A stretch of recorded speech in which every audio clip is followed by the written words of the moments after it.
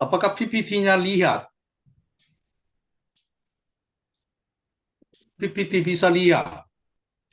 Bisa lihat, Pak. Di Hah? tempat saya bisa lihat. Oh, bisa lihat ya. Oke. Ah, ah, ah, ah. Udah jadi jam 6? Masih dipukul lagi.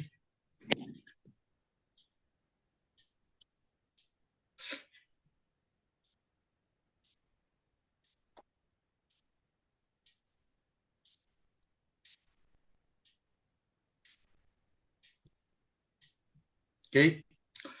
Mari kita berdoa. Kami sungguh bersyukur kepadamu ya Tuhan, Engkau mengasihi kami dan Engkau memilih kami sebagai hamba-Mu.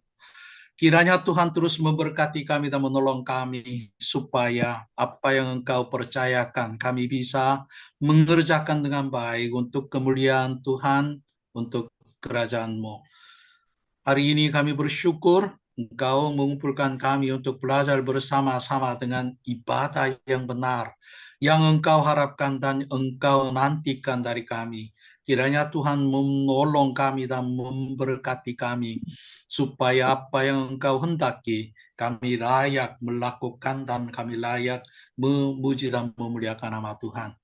Kami serahkan tempatan waktu ini ke dalam tangan-Mu. Kiranya Tuhan memberkati teman-teman yang akan bergabung dengan kami dan akan belajar bersama-sama dengan kami, supaya mereka juga akan beribadah kepadamu dengan baik. Kami serahkan semuanya ini ke dalam tangan-Mu. Dalam nama Yesus kami berdoa. Amin. Nah, kemarin kita sudah belajar tentang hati Tuhan. Tuhan ingin menerima ibadah kita. Menerima ibadah yang benar berarti Tuhan memulihkan kita. Walaupun kita ada ibadah, walaupun kita sudah membangun gedung gereja, jika ibadahnya belum dipulihkan, Tuhan menganggap gereja kita belum diterima dari Tuhan. Belum diterima dari Tuhan. Karena itu kita harus mengerti hati Tuhan. Hati Tuhan yang ingin menerima ibadah kita. Kemarin kita sudah belajar tentang ciri khas akhir zaman. Ciri khas akhir zaman adalah tidak ada kehadiran Allah. Sekarang banyak gereja sama sekali tidak memahami kehadiran Allah. Sama sekali tidak berharap kehadiran Allah. Sama sekali tidak menikmati kehadiran Allah. Padahal kehadiran Allah adalah hak istimewa yang Allah berikan kepada umatnya. Di mana ada berada, di sini ada mujizat Tuhan. Di sini ada perlindungan Tuhan. Di sini ada sukacita Tuhan. Di sini ada damai sejahtera Tuhan. Padahal banyak jemaat tidak memikirkan hal itu. Jika tidak ada Allah, pasti ada aturan manusia. Pasti ada patokan manusia. Pasti ada standar manusia. Standar manusia. Kalau kita menggunakan standar manusia menjadi kesatuan itu agak sulit dalam gereja kita. Banyak orang berkata bahwa pikiranku, pengetahuanku. Kalau kita mementingkan ku demikian, pasti akan terpecah belah dalam gereja. Dalam gereja. Kita harus kembali kepada patokan Allah, tali sifat Allah, kehendak Allah, rencana Allah. Jika tidak dilaksanakan demikian, gereja ini agak sulit untuk memecahkan masalahnya. Ya. Salah satu pendeta yang terkenal di Korea, ia adalah pendeta Metodis. Pendeta Metodis. Sebagaimana kita tahu, pendeta Metodis sangat liberal. Di Korea juga ada liberal demikian. Arti liberal selalu mementingkan pikiranku dan kehendakku, logikaku, pengetahuanku melaksanakan demikian. Karena itu pendeta sering mengalami masalah dalam gerejanya. Oleh karena itu suatu hari ia mengambil keputusan dan mengumumkan kepada tua-tua gereja dan panitia gerejanya. Ketika kita berkumpul, harus berbicara kehendak Allah, pikiran Allah. Jangan boleh berbicara pikiranku dan pengetahuanku, pengalamanku, bilang demikian. Harus berdoa dulu, kemudian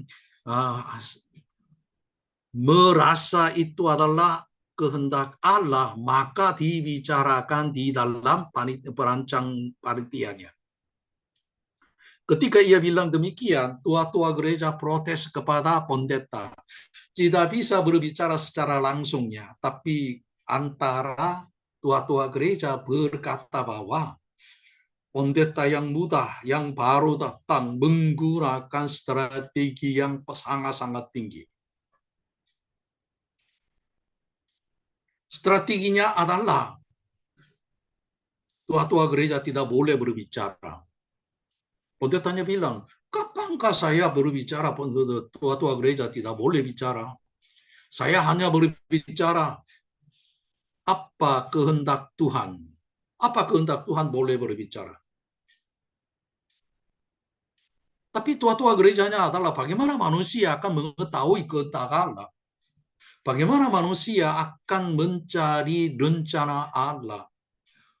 Berarti pendeta menyuruh tua-tua gereja tidak boleh berbicara. Maka pendeta membuka suatu PA, bagaimana mendengar suara Tuhan. Bagaimana mendengar suara Tuhan. Ketika tua-tua gereja, pemimpin-pemimpin gereja belajar bagaimana mendengar suara Tuhan, lama-kelamaan mereka mendengar suara Tuhan, mencari kehendak Tuhan. Maka gerejanya menjadi kesatuan. Menjadi kesatuan. Akhirnya apa?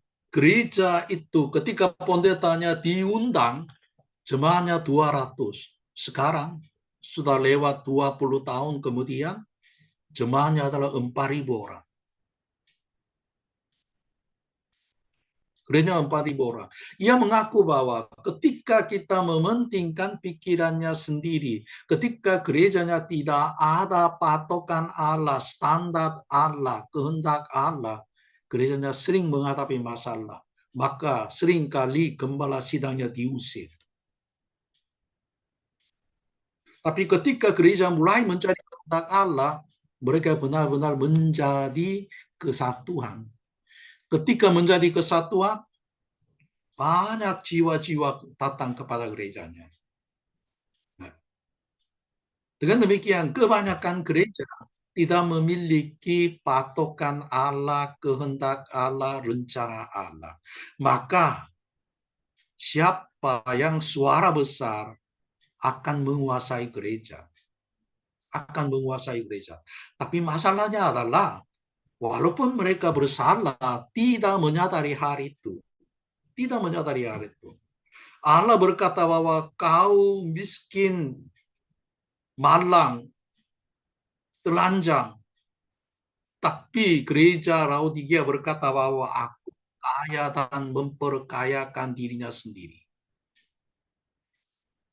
Dengan demikian, gereja akhir zaman tidak tahu keadaan mereka karena tidak ada patokan. Dalam ibadah juga sama.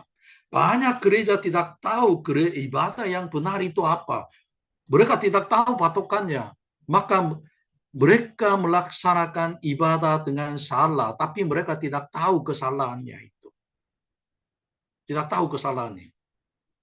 Oleh karena itu, kita harus kembali kepada Alkitab. Dan dari Alkitab kita harus memahami ibadah yang benar. Memahami ibadah yang benar. Supaya kita akan mengubahnya. Supaya kita akan mengubah. Injil salib dan pemulihan ibadah. Ini ada kaitannya. Ketika gereja didirikan di atas Injil salib, maka ibadah bisa dipulihkan. Ketika kita memegang patokan Allah, yaitu kehidupan Yesus, pelayanan Yesus, perbuatan Yesus, perkataan Yesus, terjadi di dalam gereja, maka gereja kita bisa dipulihkan. Kita bisa dipulihkan. Banyak orang berpikir ketika gereja bertumbuh banyak, bertambah jemaat, maka pelayanan kita dinilai dengan baik. Dinilai dengan baik. Dalam bukunya berkata bahwa kebanyakan gereja sedang sakit, penyakit pertumbuhan gereja. Jika gerejanya bertumbuh, semuanya bisa diterima. Walaupun ada kesalahan pun itu pun bisa dipaham. Berarti mereka tidak berdiri di atas Injil salib. Oleh karena itu, apa yang mereka melihat semuanya itu adalah hanya mimpi. Dari mata Tuhan semuanya itu akan dihakiminya. Apa artinya Injil salib dipulihkan? Yang pertama, struktur iman palsu harus dipecahkan. Struktur iman palsu harus dipecahkan. Tidak boleh diterima di dalam gereja kita. Kedua, realita iman harus dikejar. Alkitab berkata bahwa segala sesuatu tidak berdasarkan iman itu adalah dosa. Padahal banyak orang berbuat dosa karena tidak berdasarkan iman. Tapi mereka tidak tahu apa yang mereka salah. Mungkin nanti akan berbicara lagi. Berdiri di atas arti sempit Injil salib. Arti sempit Injil salib adalah dengan pengorbanan saya, orang lain diselamatkan. Dengan pengorbanan saya, orang lain akan dibangun. Dengan pengorbanan saya, ibadah, pelayanan akan terjadi. Ini adalah arti sempit Injil salib. Oleh karena itu, karena kemarin saya mengunjungi di Padang Lawas Gereja Godfrey, ulang tahun ke-6, maka saya belum jawab. Bagaimana kita melihat, bagaimana kita menilai pertumbuhan iman jemaat? Pertumbuhan iman jemaat. Saya berani berkata bahwa salah satu unsur atau salah satu bukti pertumbuhan iman adalah mereka rela menjadi korban untuk melayani orang lain. Rela menjadi pengorbanan untuk membangun orang lain, untuk menyenangkan orang lain. Bagaimana arti sempit Injil salib terjadi dalam kehidupan seseorang? Melalui hal itu kita menganggap ia sedang bertumbuh. Ia mengikuti Yesus. Kita harus ingat, dalam ibadah pun juga, jika tidak ada pengorbanan, tidak ada ibadah yang benar. Untuk berdiri ibadah yang benar, memerlukan doa syafaat. Memerlukan doa syafaat. Setiap hari Rabu ada jam doa. Jangan lupa berdoa untuk ibadah yang akan datang. Ketika kita mengorbankan waktu dan tenaga sehingga kita berdoa untuk ibadah hari Minggu, maka ibadahnya akan dipulihkan. Jika tidak ada pengorbanan demikian, saya rasa hasilnya tidak begitu banyak. Pemulihan ibadah menambahkan keakraban dengan Allah. Ketika kita melaksanakan ibadah yang benar, pasti keakraban dengan Allah semakin akan bertumbuh. Semakin akan bertumbuh. Apa artinya keakraban dengan Allah semakin bertumbuh? Berarti imannya semakin kuat. Salah satu bukti pertumbuhan iman adalah bagaimana ia akrab dengan Allah. Bagaimana ia mencari kehendak Allah. Bagaimana ia melihat di mana Allah sedang bekerja. Jika orang yang berbicara demikian, kita menganggap ia akrab dengan Allah, ia sedang bertumbuh imannya. Bertumbuh iman. Ibadah takut akan Allah dan ibadah yang mencari wajah Allah ada kaitan erat. Ada kaitan dengan erat. Saya takut akan Allah. Tapi kalau saya tidak mencari wajah Allah, ini juga bohong. Saya selalu mencari wajah Allah, tapi saya sering terlambat, berarti ia tidak takut akan Allah. Ia tidak takut akan Allah, tidak mungkin ia akan hormat pada Allah. Tanpa menghormati Allah, tidak mungkin ibadah yang benar. Ibadah yang benar. Oleh karena itu, ibadah yang benar selalu bertujuan keakraban dengan Allah. Selalu bertujuan Injil salib. Ibadah yang benar selalu mencari wajah Allah. Apa artinya mencari wajah Allah? Lebih mengenal Allah. Salah satu hasil mengenal Allah adalah keakraban dengan Allah. Salah satu hasil mencari Allah adalah kita takut pada Allah. Maka kita harus mengecek ketika kita beribadah, apakah semua jemaat takut akan Allah.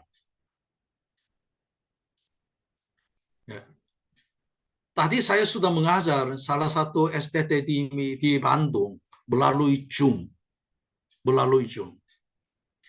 Kalau seringkali saya mengajar melalui Zoom, seringkali melihat sikap yang aneh. Sikap yang aneh. Ya, memang bagi saudara-saudara, saya tidak akan memberi nilai ya. Tidak memberi nilai. Oleh karena itu, tidak wajib untuk membuka kamera. Tidak wajib membuka kamera. Tapi saya menganggap orang yang membuka kamera adalah takut pada saya dan merindukan sesuatu dari saya. Orang yang tidak takut akan saya, pasti kameranya mati. Bukalah, bukalah. Nah, dibuka semua. kenapa? Kalau buka, mereka lebih serius mendengar. Benar atau tidak? Kalau tidak buka kamera, sambil dengar, sambil membawa, sambil mengurus anak, dan lain-lainnya. Bagaimana ada nilainya? Kalau mahasiswa harus wajib membuka kamera. Kadang-kadang mereka menguapkannya. Kadang-kadang mereka menunjukkan ini.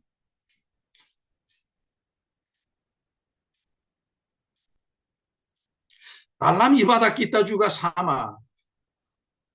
Dalam ibadah kita juga sama. Ketika mereka benar-benar takut akan Allah, akan berfokus pada Allah. Berfokus pada Allah berarti walaupun kucing dan nyaung tidak akan menoleh belakang. Menoleh belakang.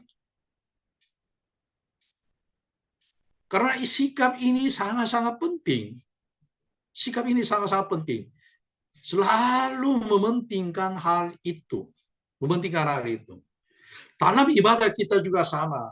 Ketika saudara-saudara menyampaikan firman Tuhan, apakah jemaat berfokus pada saudara-saudara? Atau mereka berbicara satu dengan yang lain? ketika kebanyakan jemaat berbicara satu dengan yang lain, Tuhan menganggap mereka tidak takut pada aku. Maka Tuhan pun tidak bisa bekerja dalam ibadah kita. Kalau Tuhan tidak bekerja dalam ibadah kita, apa artinya khotbah yang saudara-saudara sampaikan? Sama sekali tidak ada gunanya. Jika saudara-saudara memahami demikiannya, maka saudara-saudara akan memahami kerinduan saya. Tangkaplah kucing itu, aku akan bayar 100. Kenapa saya melakukan demikian? Jemaat tidak takut pada Allah. Allah pun tidak akan bekerja di dalam ibadah kita. Jika Allah tidak bekerja dalam ibadah kita, walaupun saudara-saudara menyiapkan khotbah yang hebat, tidak ada gunanya bagi jemaat. Bagi jemaat. Seringkali pendeta-pendeta bertanya kepada saya, bagaimana iman jemaat akan bertumbuh?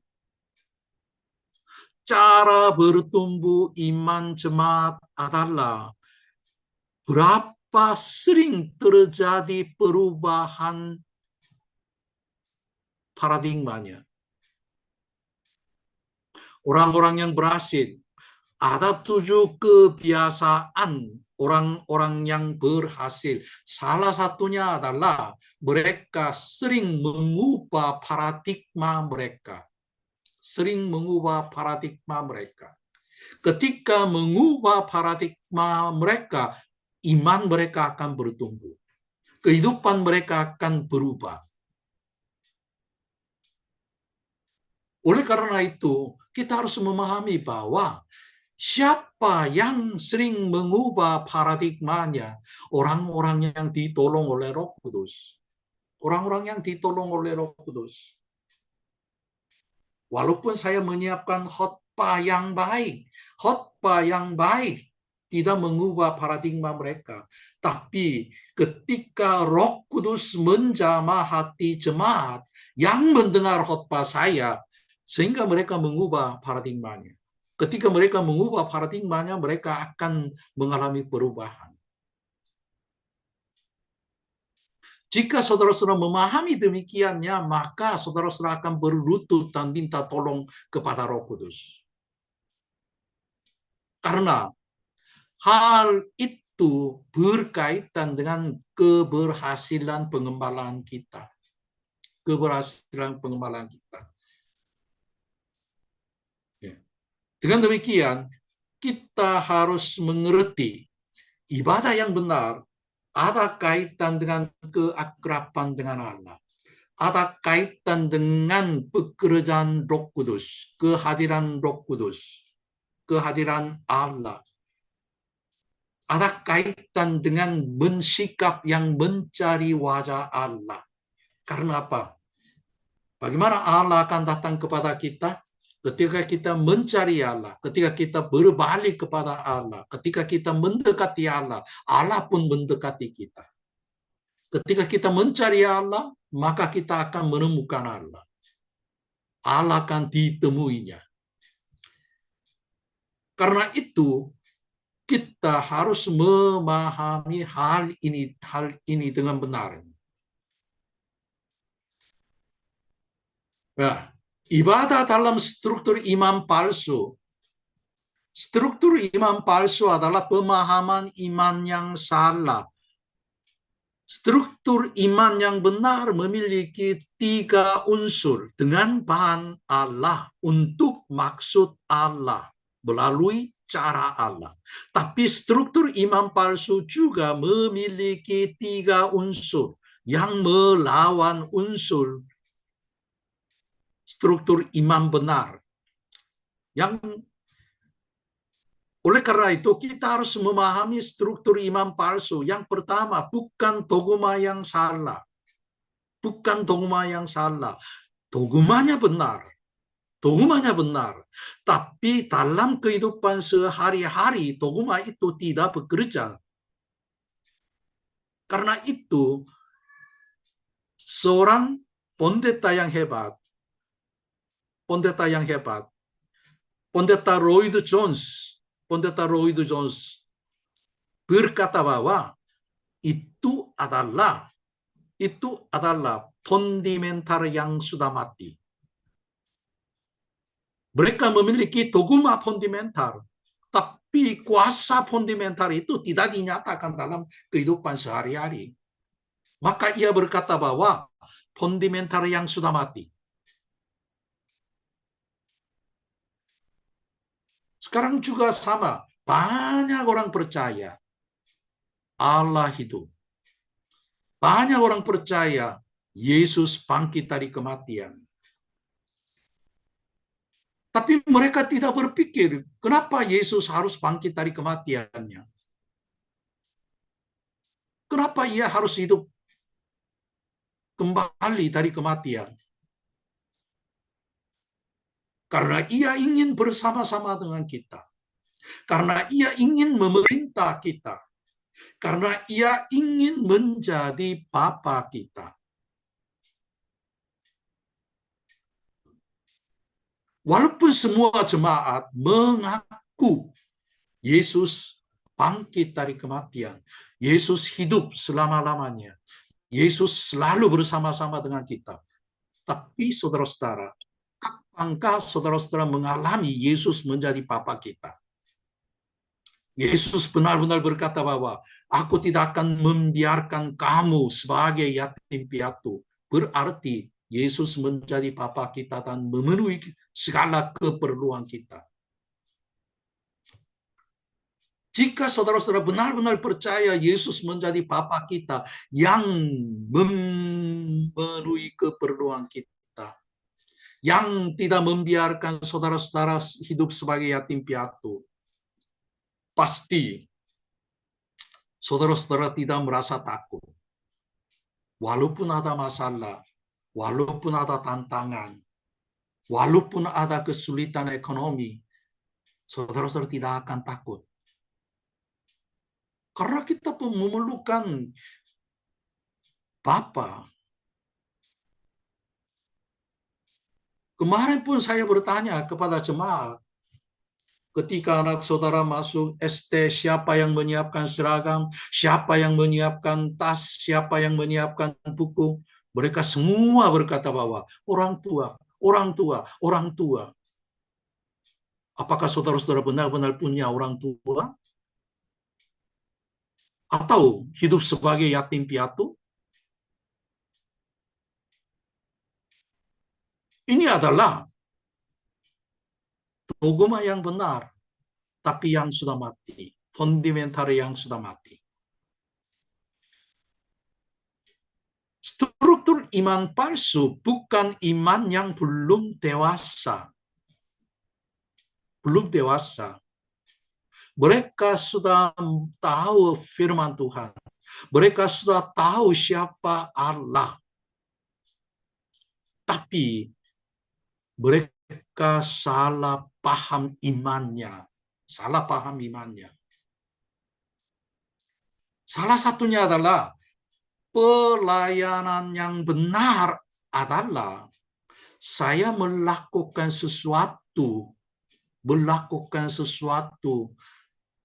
dengan apa yang saya miliki untuk Tuhan. Karena itu banyak pendeta-pendeta menyiapkan rencana pelayanan sesuai dengan keadaan gereja. Sesuai dengan keadaan gereja. Tapi itu bukan pelayanan yang benar. Bukan pelayanan yang benar. Musa tidak menggunakan kekuatannya, tidak menggunakan tentaranya, tidak menggunakan strateginya. Ia selalu menaati apa yang Tuhan berbicara kepadanya. Yosua juga melaksanakan demikian, Daud juga melaksanakan demikian, Paulus juga melaksanakan demikian. Hamba-hamba Tuhan yang dipakai oleh Tuhan secara luar biasa, semuanya melaksanakan demikian. Tapi sekarang, banyak pendeta selalu berkata bahwa gereja kami tidak mampu, gereja kami tidak bisa, karena masih kecil.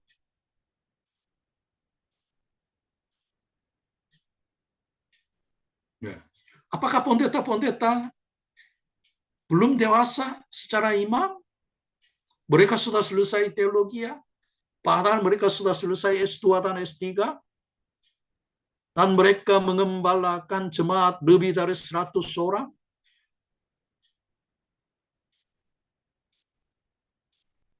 Bukan berarti iman yang belum dewasa, tapi salah pahamnya. Pemahaman iman yang salah. Dengan demikian, sekarang banyak pendeta hidup seperti orang Farisi. Ini masalahnya. Bukan kurang pemahaman Alkitab atau masalah pengertian. Masalah pengertian. Orang-orang Farisi sudah menghafal 5 Torah, 5 kitab. Mereka menghafal semuanya. Jika belum menghafal, mereka tidak bisa menjadi orang Farisi.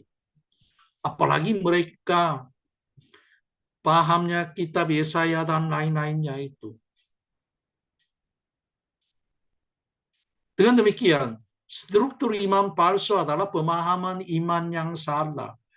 Saya merasa banyak jemaat pemahamannya selalu salah. Ketika saya bertanya apa itu iman, kebanyakan orang tidak jawab. Tidak bisa menjawab.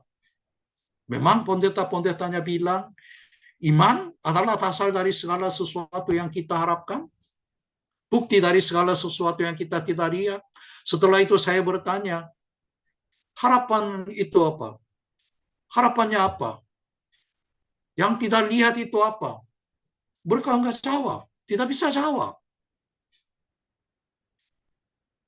Berarti mereka menghafal, tapi mereka tidak bisa memahami. Karena mereka dianggap imannya besar, maka menjadi pendeta. Maka menjadi ketua-tua gereja. Oleh karena itu, saya selalu bilang, jangan abstrak, jangan teologi ya, harus berbicara praktek. Kenapa saya melaksanakan semacam PA ini? Karena buku ini selalu berbicara teologi ya, teorinya. Tapi kenyataannya tidak jelas. Tidak jelas. Oleh karena itu, saya lebih mementingkan keadaan sekarang. Ibadah yang berdasarkan pemahaman ibadah yang salah. Itu dinyatakan gimana? Saya akan mau menjelaskannya itu. Ini kaitan dengan daya membedakan rohani. Daya membedakan rohani. Seringkali saya berbicara, apakah kau tidak bisa melihat ini? Tidak bisa melihat ini?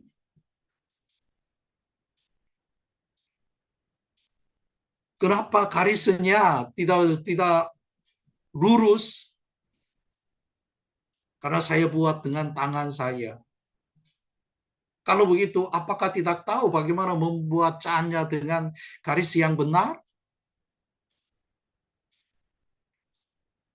Ternyata kebanyakan orang tidak memiliki daya membedakan rohani. Kata lain, kebanyakan pendeta tidak memiliki karunia membedakan rohani. Karunia membedakan rohani. Mana yang menyenangkan Allah. Mana yang menyenangkan setan. Kita harus membedakannya. Oleh karena itu, sebagai hamba Tuhan harus berdoa untuk menerima karunia, hikmat, pengetahuan, dan membedakan rohani. Karunia yang berkaitan dengan tangan, kita berdoa supaya jemaat miliki. Sehingga gereja akan dipakai oleh Tuhan secara keseluruhannya. Ibadah dalam struktur imam palsu karena tidak tahu ibadah Alkitab bicara. Alkitab bicara tidak berdasarkan tali sifat Allah. Tali sifat Allah. Karena tidak tahu patokan Allah, maka mereka menganggap ibadah yang mereka sajikan itu benar. Walaupun MC berbicara lebih banyak daripada khotbah, mereka menganggap itu benar. Itu benar.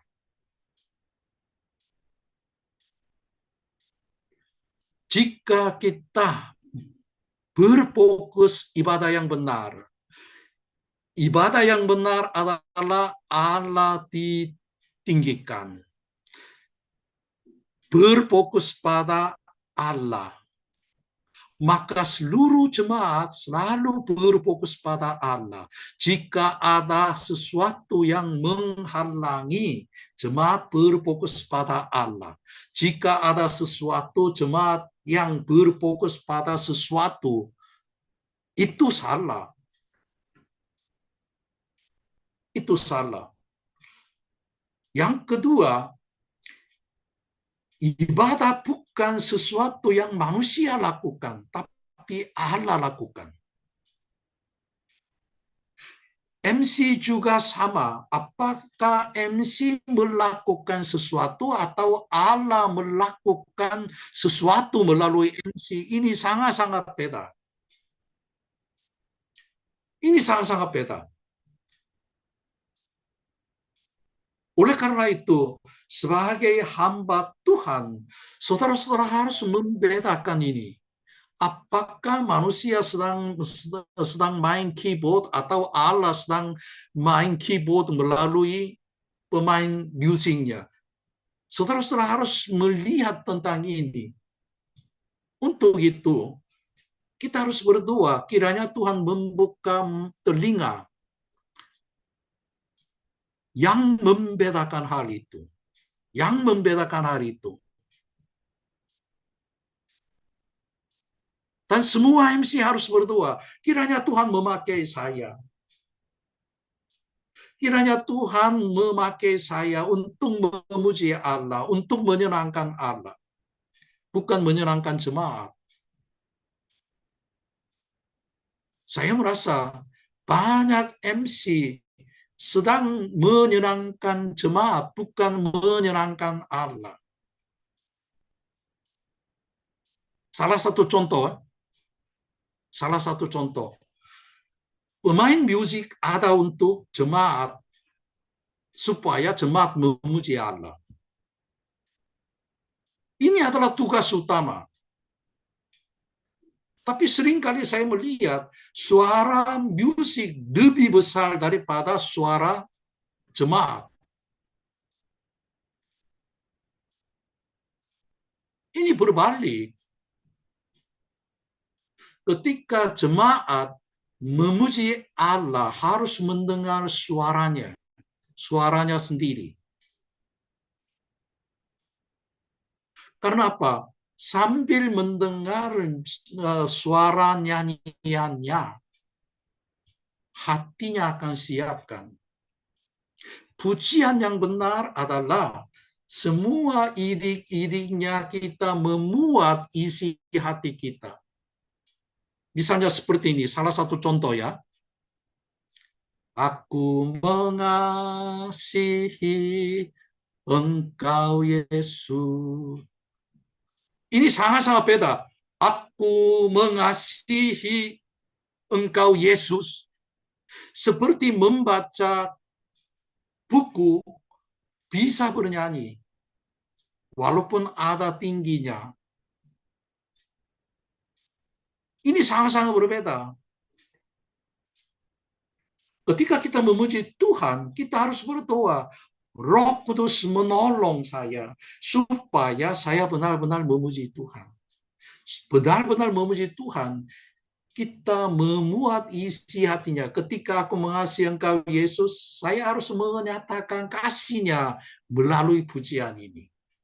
Ketika kita meninggikan Allah, hati kita ingin meninggikan Allah harus muat di dalam nyanyian. Oleh karena itu, jika jemaat tidak bisa mendengar nyanyiannya sendiri, itu adalah ibadah yang salah. Ibadah yang salah. Allah selalu berfokus pada jemaat yang sedang beribadah kepada Allah. Allah tidak begitu mementingkan musik, tidak mementingkan musik.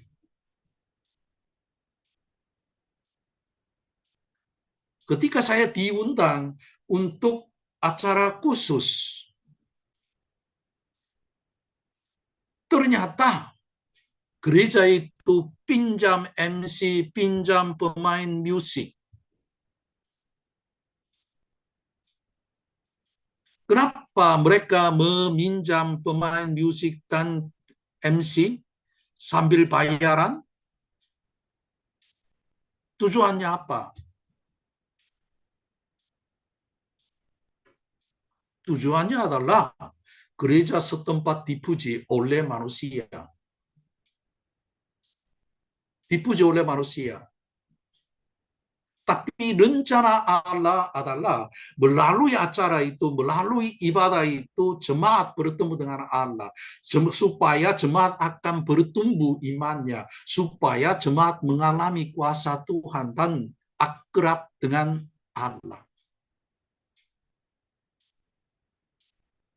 Oleh karena itu, walaupun jemaatnya tidak pintar main musik, walaupun jemaat tidak pintar menjadi MC, jika gembala sidang memberi tugas kepada jemaat, jemaat yang diberi tugas tidak akan berdoa, tidak akan berpuasa,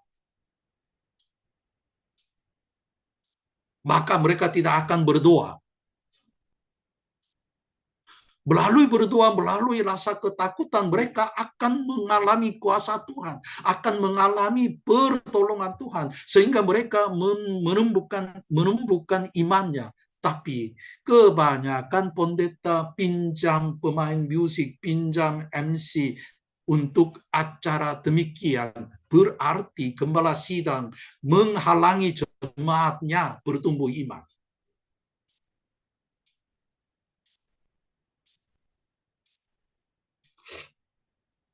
Apakah pikiran saya salah? Apakah ajaran saya salah? Saudara-saudara harus berpikir tentang ini. Supaya ketika saudara-saudara masuk di surga tidak akan ditegur oleh Tuhan. Walaupun tidak pintar, kita harus mendorong jemaat. Bukan untuk mereka menjadi pintar, tapi mereka mengalami kuasa Tuhan, mengalami pertolongan Tuhan, mengenal Tuhan. Sehingga mereka lebih akrab dengan Tuhan. Ini adalah tujuannya.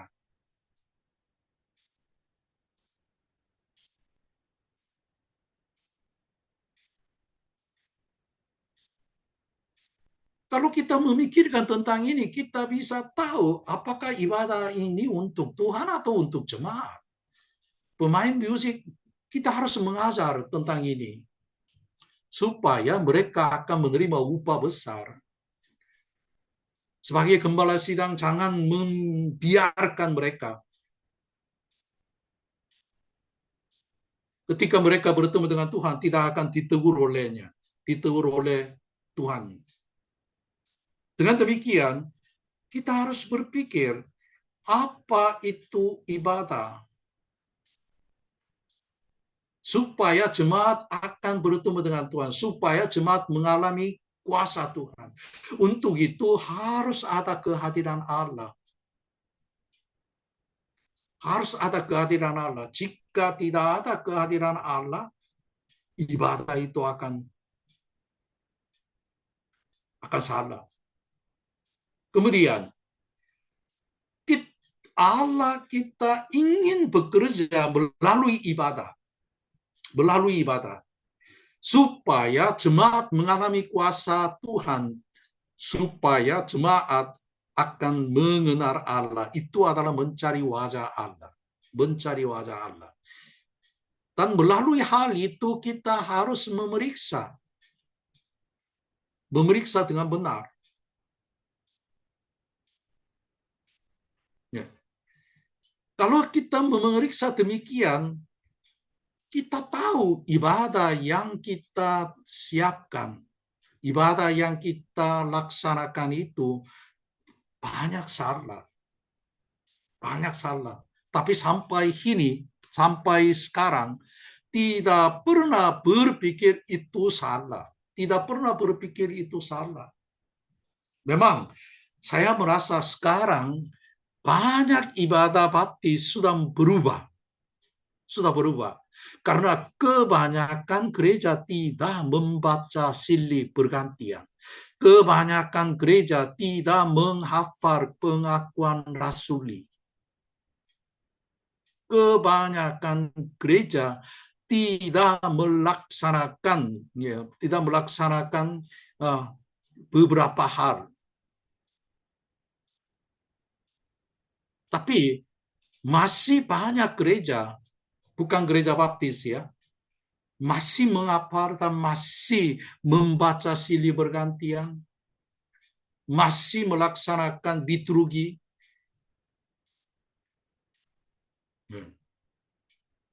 Pada waktu Natal, saudara-saudara harus berbicara kepada jemaat.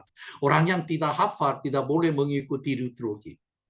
Karena tujuan melaksanakan liturgi adalah jemaat berusaha menghafal ayat Alkitab.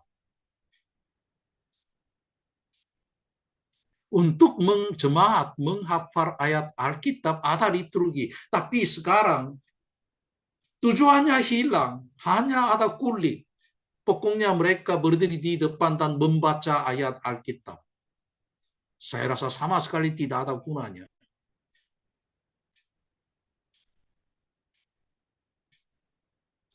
Jika dalam 1 tahun tidak menghafal satu ayat, saya rasa sebagai jemaat harus bertobat.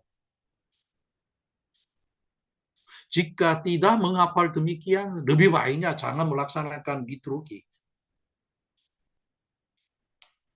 Saya selalu menantang untuk anak-anak, kita harus melaksanakan liturgi ini. Karena ketika anak-anak menghafal ayat Alkitab, itu akan tinggal di dalam hatinya seumur hidup mereka.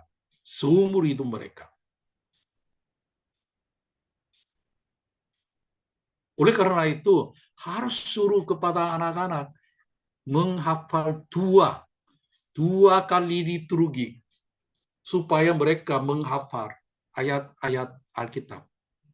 Ketika anak-anak menghafal ayat-ayat Alkitab, Tuhan memberikan hikmat.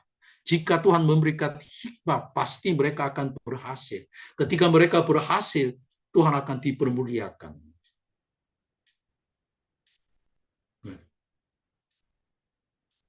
Karena itu, kita harus memikirkan ibadah yang benar itu apanya.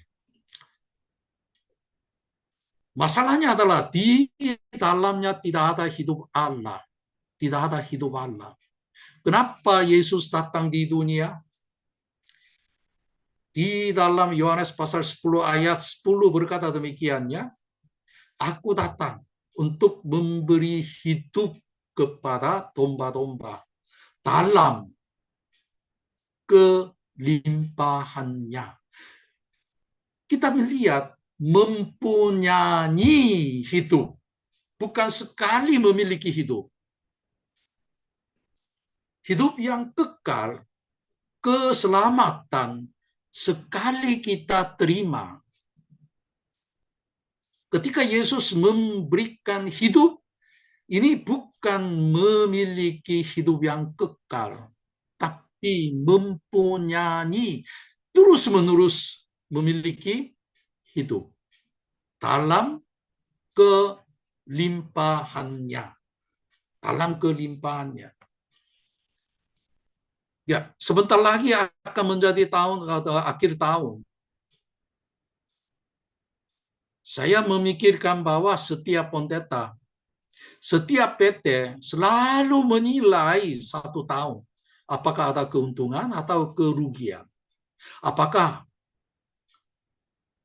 ada bertumbuh atau berosot? Sebagai hamba Tuhan, kita juga harus mengecek tentang ini. Mengecek tentang ini. Yang pertama, apakah jemaat benar-benar memiliki hidup Allah sehingga sepanjang tahun ekonominya bertumbuh, sepanjang tahun mereka lebih giat mengikuti ibadah, sepanjang tahun mereka memberi persembahannya lebih banyak daripada tahun yang lalu, sepanjang tahun berapa jemaat sakit?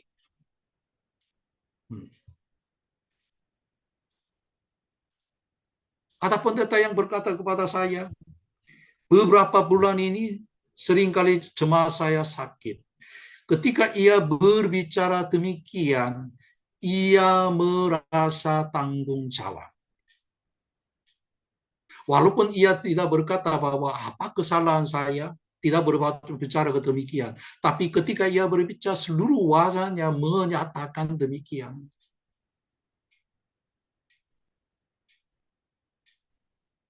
Apakah tidak ada hidup Allah sehingga jemaat saya sakit? Kalau begitu saya harus bertanggung jawab sebagai gembala sidang.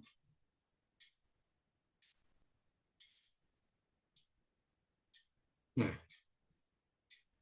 Yesus datang di dunia untuk memberi hidup Allah kepada kita. Hidup Allah adalah segala yang Allah miliki. Di sini ada perlindungan, di sini ada kasih karunia, di sini adalah rahmat Allah, di sini adalah berkat Allah, perlindungan Allah, kesehatan Allah, sukacita. Melalui hal itu kita bisa mengecek pengembalaan sepanjang tahun ini. Sepanjang tahun ini. Kalau kita beribadah yang salah, pasti ada penghakiman Allah. Penghakiman Allah. Kenapa ada penghakiman Allah? Supaya kita kembali kepada Allah. Supaya kita memulihkan iman kita. Yaitu keakraban dengan Allah. Dan melalui penghakimannya, maka manusia akan mencari Allah dan akan kembali kepada Allah. Oleh karena itu, sebelum ada penghakiman, kita selalu memeriksa diri kita supaya kita tidak jauh dari Allah. Tidak jauh dari Allah.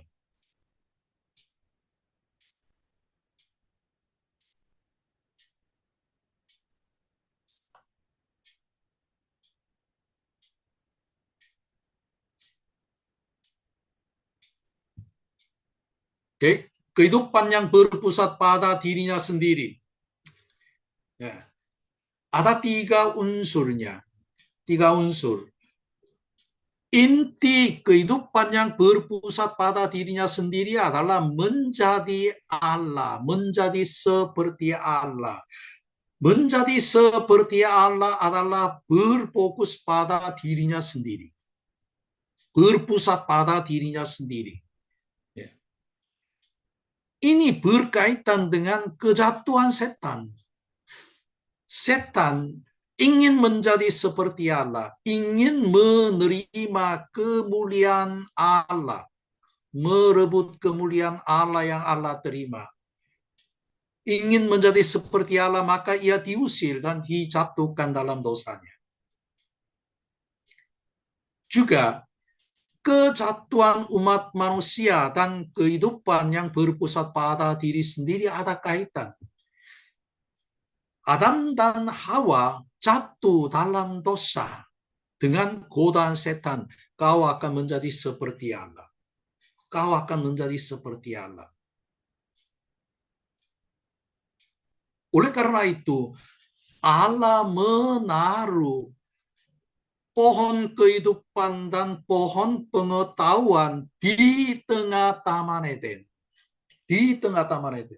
Kenapa Allah menaruh di tengah taman Eden? Supaya manusia bisa melihat di mana saja. Ini yang pertama.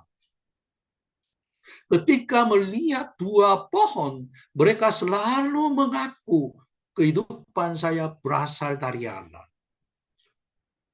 Kehidupan saya dari pohon kehidupan yang Allah siapkan. Kata lain, kehidupan saya dari Allah. Bukan dari dirinya sendiri.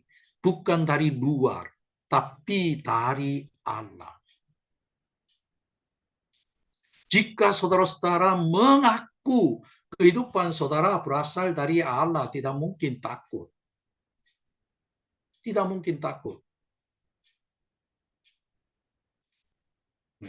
Jika merasa takut, berarti saudara-saudara juga jatuh dalam kehidupan yang berpusat pada dirinya sendiri. Sudah melihat diri sendiri.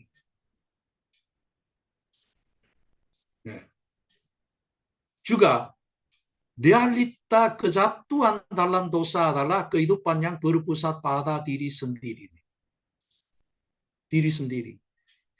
Semua jatuh dalam dosa, semua dosa berasal dari di sini. Ketika mementingkan dirinya sendiri, ketika mengutamakan kehendaknya sendiri, ketika mengutamakan kemauannya sendiri, sehingga manusia jatuh dalam dosa. Jatuh dalam dosa. Maka jauh dari kehendak Allah, jauh dari kemauan Allah. Karena saya mengutamakan, kalau saya melaksanakan demikian, saya akan mati. Salah satu contohnya ini. Tuhan menyuruh saya pindah di Medan dan untuk membuka STT. Padahal tidak ada gereja yang mendukung saya, tidak ada orang yang menjanjikan sesuatu untuk pelayanan STT.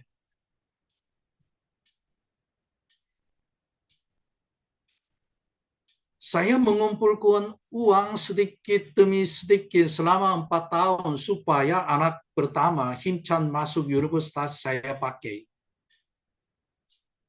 Saya mulai dari di situ. Apa yang ada padamu, boleh pakai. Ketika saya pakai demikian, apakah saya tidak takut bagaimana anak saya masuk universitas? Saya juga merasa takut.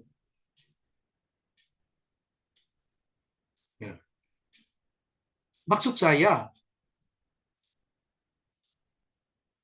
karena saya mengutamakan kewajiban saya terhadap anak saya merasa takut. Tapi saya mengutamakan kehendak Tuhan, saya tidak takut. Saya tidak takut. Sampai di situ, hari itu, saya mengaku saya bisa hidup dengan kasih karunia Tuhan. Tanpa Tuhan saya tidak bisa hidup. Ketika saya berpikir demikian, saya tidak takut untuk mengurangkannya tentang itu. Ternyata Tuhan tidak memakai uang saya. Ketika saya kontrak, ada pendeta yang telepon dan berkata, aku kirim $2,000. $2,000 percis 3 tahun sewa rumah. Maka saya nggak pakai. Ketika saya pakai itu untuk kursi dan meja, ada orang yang memberi persembahan percis uang itu.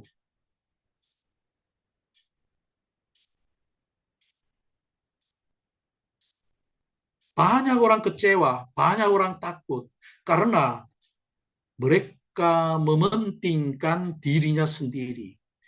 Apa yang ia miliki, apa yang ia mampu, apa yang ia bisa lakukan. Ketika kita berfokus demikian, maka kita merupakan Allah, merupakan rencana Allah, merupakan kebaikan Allah. Karena itu adalah dosanya. Realita jatuh dalam dosa adalah kehidupan yang berpusat pada dirinya sendiri. Menggunakan bahannya sendiri, untuk tujuannya sendiri, dengan melalui caranya sendiri. Dalam kehidupan yang berpusat pada diri sendiri, kehidupan Allah diambil. Tadi saya bilang, kehidupan Allah adalah berkat Allah, kasih karunia Allah, perlindungan Allah, penolong Allah, dan sukacita dan lain-lainnya. Saudara-saudara juga ingat, ketika kita bersandar pada hikmat kita, bersandar pada kemampuan kita, Allah tidak akan bekerja. Mana yang lebih besar ruginya? Allah tidak kerja, padahal saudara-saudara kerja. Melainkan Allah bekerja melalui saudara, dan saudara-saudara tidak melakukan. Saudara-saudara berpikir dan harus memilihnya. Kehidupan yang berpusat pada diri sendiri dan dunia dan setan. Kehidupan yang berpusat pada diri sendiri dan dunia. Ada kaitannya, ada kaitan. Ketika kita hidup berpusat pada dirinya sendiri, berarti menggunakan hikmatnya sendiri, pengetahuannya sendiri, pengalamannya sendiri, kemampuannya sendiri. Pengalaman, pengetahuan, semuanya ini berasal dari dunia. Sebenarnya berasal dari dunia ini dari setan. Dari setan. Walaupun saudara-saudara menggunakan hikmat yang besar, tapi hikmat yang dari dunia tidak bisa menyenangkan Allah. Hikmat dari dunia tidak bisa menyenangkan Allah. Juga hikmat, definisi hikmat itu juga salah. Saya merasa banyak orang berpikir hikmat adalah cara mengatasi masalah. Cara mengatasi masalah. Sebagiannya benar, tapi sebagiannya tidak benar. Karena apa? Cara yang berasal dari dunia itu bukan hikmat yang benar, hikmat dunia saja. Tapi hikmat yang benar adalah cara dari Allah. Cara dari Allah. Oleh karena itu, hikmat adalah takut akan Allah. Hikmat yang benar adalah takut akan Allah.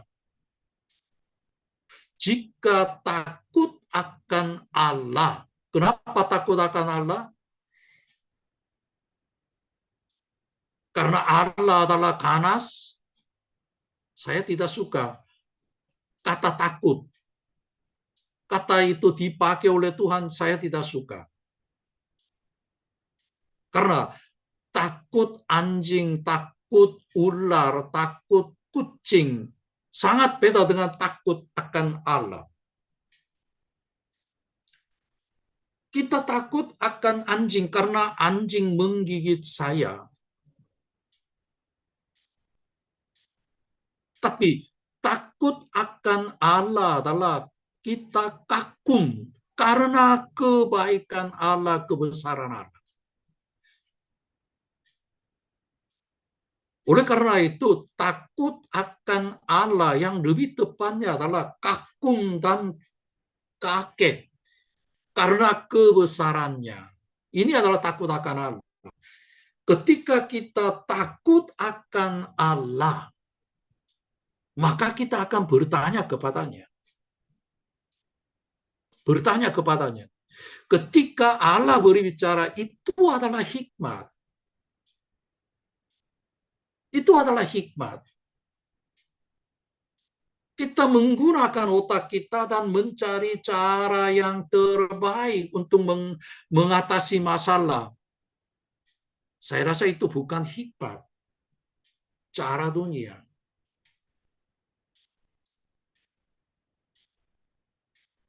Cara dunia. Kehidupan yang berpusat pada dirinya sendiri dan setan ada kaitan. Karena apa? Setan menguasai dunia. Setan selalu memberikan pikiran yang tidak baik kepada kita. Coba melihat kiri kanan, semua orang hidup demikian. Lihatlah pendeta itu. Ia sambil mengembalakan gereja, sambil menjadi supir, sambil melakukan ini. Kau juga harus melaksanakan demikian. Dengan demikian setan membujuk kita.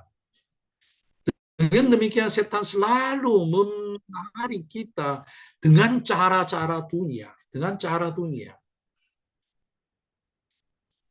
Dalam kehidupan yang berpusat pada diri sendiri, tidak bisa berjalan dengan Roh Kudus. Ketika kita berpusat pada dirinya sendiri, Roh Kudus tidak bisa bekerja. Roh Kudus tidak bisa memimpin kita.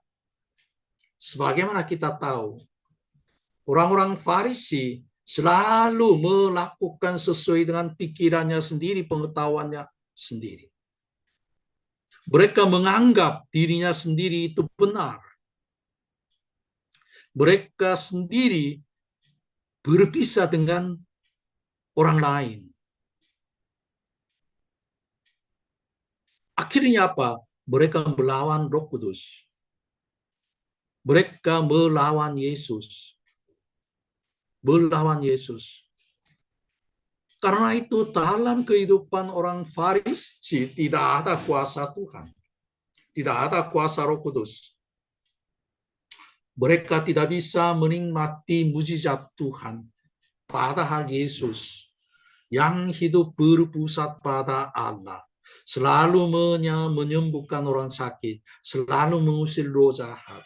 Dan apa yang ia berbicara itu adalah kebenaran.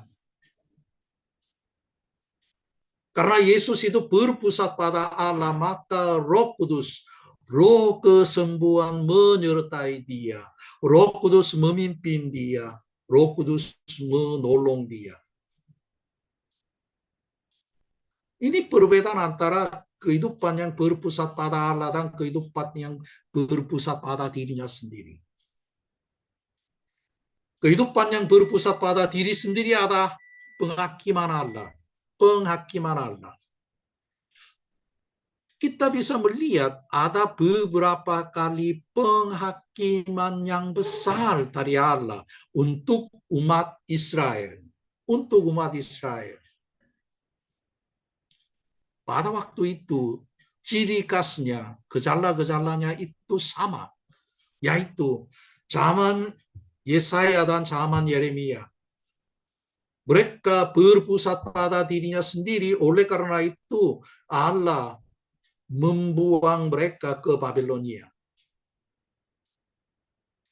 Pada zaman Yesus, orang Farisi yang begitu giat beribadah.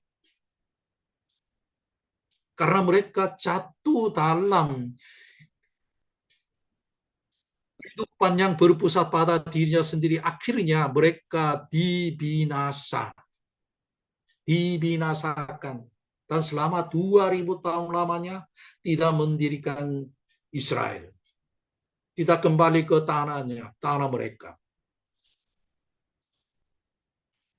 Dengan demikian, ketika kita hidup berpusat pada dirinya sendiri, selalu ada penghakiman.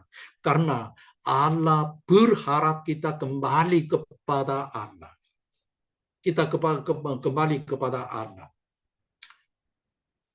Ya, kehidupan yang berpusat pada sendiri sama dengan struktur iman palsu.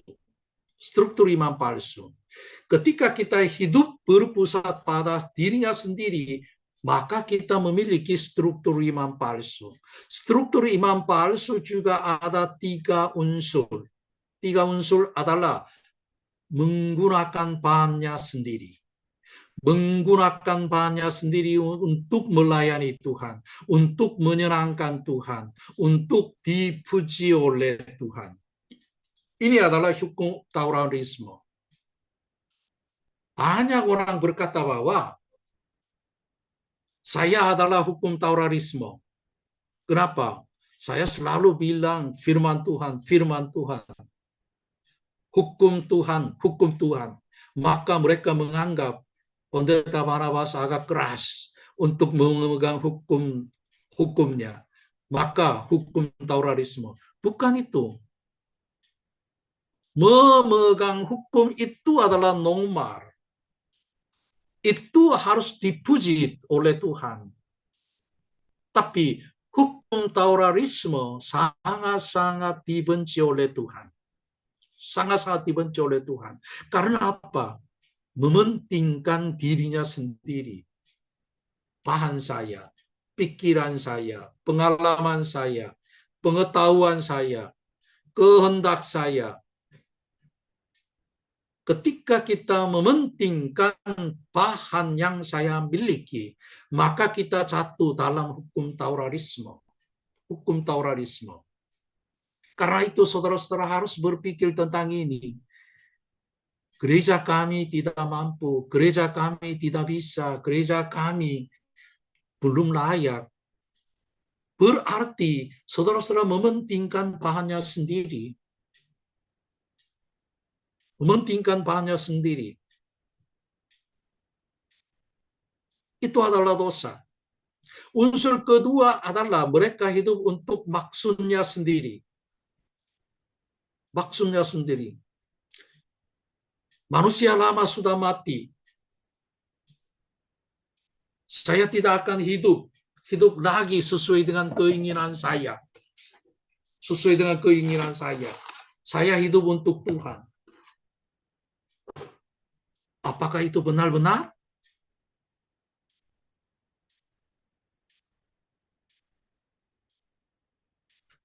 Ketika gereja tidak memenuhi keperluan hamba Tuhan, tidak memenuhi keperluan keluarga hamba Tuhan, apakah saudara-saudara tidak memiliki maksudnya sendiri?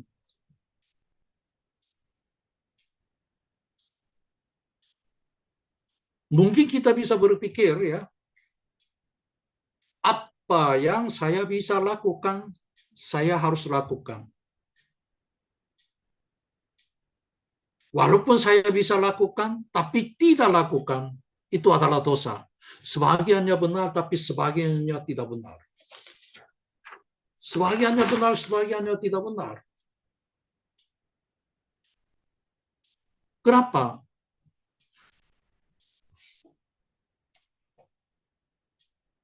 Kita harus percaya Allah memiliki rencana yang baik.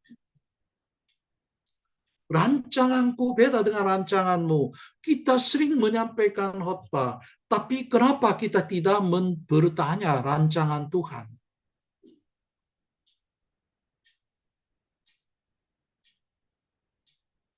Karena gereja saya itu kecil, maka Allah tidak memenuhi keperluan saya.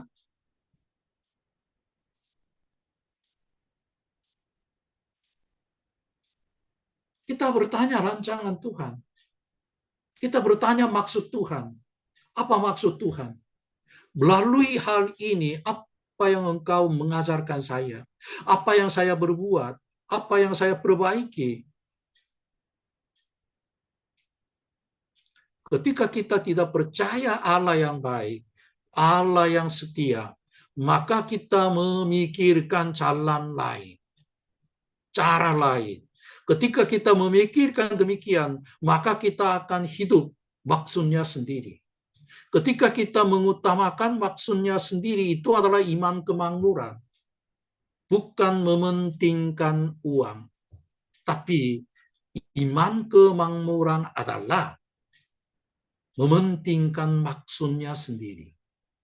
Maksudnya sendiri. Saya yakin saudara-saudara sudah menjadi hamba Tuhan.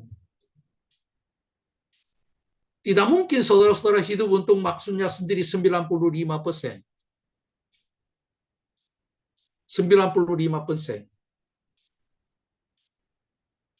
Tapi dari pandangan saya, 95% berarti saudara-saudara setia pada Tuhan. Tapi 5%-nya untuk maksudnya sendiri. Saya harus memelihara anak saya. Saya harus membahagiakan istri saya. Saya harus menolong orang tua saya.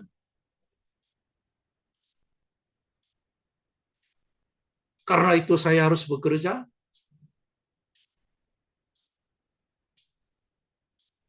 Karena itu saya melakukan ini. Ini adalah iman kemakmuran. Tapi satu hal yang kita harus ingat adalah ketika kita mengutamakan maksudnya sendiri, maka semuanya itu hancur. Ketika kita mementingkan maksudnya sendiri, maka kita memikirkan bahan yang kita miliki, kemampuan yang saya miliki.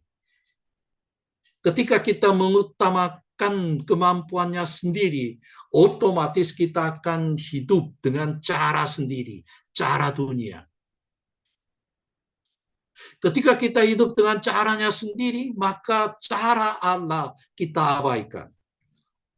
Ketika kita mengabaikan cara Allah, otomatis kita tidak akan bertemu dengan Allah. Di mana ada cara Allah, di situ ada Allah. Karena itu jika kita tidak mencari cara Allah, otomatis kita tidak akan hidup bersama dengan Allah. Ketika kita mementingkan cara sendiri, itu adalah humanisme. Arti humanisme adalah cara manusia biasa. Cara manusia biasa. Ketika kita mementingkan cara manusia biasa, cara itu adalah cara dari dunia dan cara dari setan. Karena itu kita akan jauh dari Allah. Kita akan jauh dari Allah. Kita akan memperhatikan satu persatu. Jika hukum Tauratisme datang di dalam gereja, apa yang terjadinya? Hukum Tauratisme adalah pandangan dunia. Pandangan dunia. Pandangan dunia itu apa? Sesuai dengan bahan yang kita miliki, kita dinilai. Kalau saya memiliki banyak uang, maka saya dianggap orang kaya. Kalau saya memiliki gelar yang banyak, maka dianggap orang yang berhikmat. Ini adalah pandangan dunia. Pandangan dunia. Orang yang memiliki rumah besar dan menggunakan mobil mewah beberapanya, maka kita menganggap dia adalah orang kaya. Tapi sebenarnya, walaupun punya rumah besar dan memiliki rumah mewah, tapi rekeningnya minus. Ada rekeningnya minus. Ya. Kemarin saya bertemu dengan seorang pengusaha kebun sawi. Ia punya 3. Katanya hampir 150 hektar. 150 hektar. Saya begitu berdoa untuk mendirikan STT memerlukan 1 hektar. Tapi Tuhan tidak jawab. Ia punya 150 hektar. Maka saya bilang, oh Bapak kaya sekali. Kaya sekali. Ia senyum dan berkata bahwa, pendeta, saya beli dengan hutang. Nah, pandangan dunia beda dengan pandangan Allah.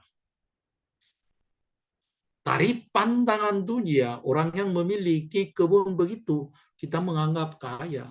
Tapi dari pandangan Tuhan, bukan demikian. Hukum Tauratisme adalah mau berdiri di hadapan Allah dengan jasmani, dengan usaha kita, dengan usaha kita. Saya mengenal satu pendeta. Ia benar-benar melayani dengan setia. Selama 30 tahun ia melayani Tuhan dengan setia. Tapi setelah 30 tahun, ternyata ia sakit kanker. Dokternya bilang, tidak ada harapan. 3 bulan, paling banyaknya 3 bulan. Siaplah untuk bertemu dengan Tuhan. Ya, kita tidak tahu iman yang benar dan iman yang salah. Pendeta itu adalah pendeta yang cukup setia, cukup terkenal. Cukup terkenal. Banyak mahasiswa-mahasiswi STT mau belajar dari gerejanya, mau mendengar khotbahnya dari dia. Tapi ketika ia menghadapi kematian, ternyata imannya tidak benar. Kenapa? Ia mengeluh di hadapan Allah. Tuhan, Engkau tahu bagaimana saya melayanimu. Dalam kemiskinan, dalam kekurangan. Saya mempertaruhkan nyawa saya untuk melayanimu. Tapi ini apa? Anak-anak saya masih belajar. Bagaimana kalau saya mati? Mungkin gereja saya tidak mendukung kehidupan keluarga saya. Bagaimana engkau melakukan ini? Apa kesalahan pelayanan saya? Ia protes kepada Allah. Secara manusia, kita bisa berkata demikian. Ini wajar. Ini wajar.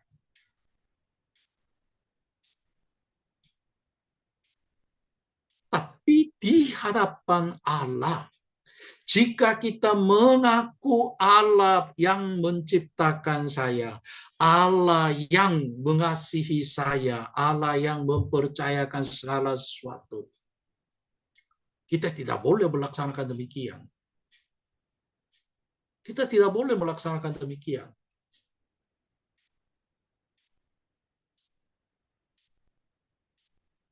Ketika pun berbicara demikian, berarti ia mau berdiri di hadapan Allah sesuai dengan perbuatannya, sesuai dengan pelayanannya. Sama seperti orang Farisi, aku tidak berbuat dosa seperti pemungut cukai. Aku setia memberi 1/10. 2 kali seminggu aku berpuasa. Orang Farisi selalu mementingkan perbuatan. Kata lagi, selalu mementingkan bahannya sendiri. Mementingkan bahannya sendiri. Dan melalui hal itu, ia ingin dipuji oleh Allah. Ia ingin dipuji oleh Allah. Ia ingin menerima pujian dari Allah. Kata lain, ia ingin menerima hadiah dari Allah. Kita adalah ciptaan Allah. Allah adalah pencipta. Pencipta dan ciptaan Allah tidak bisa negosiasi, tidak bisa kompromi.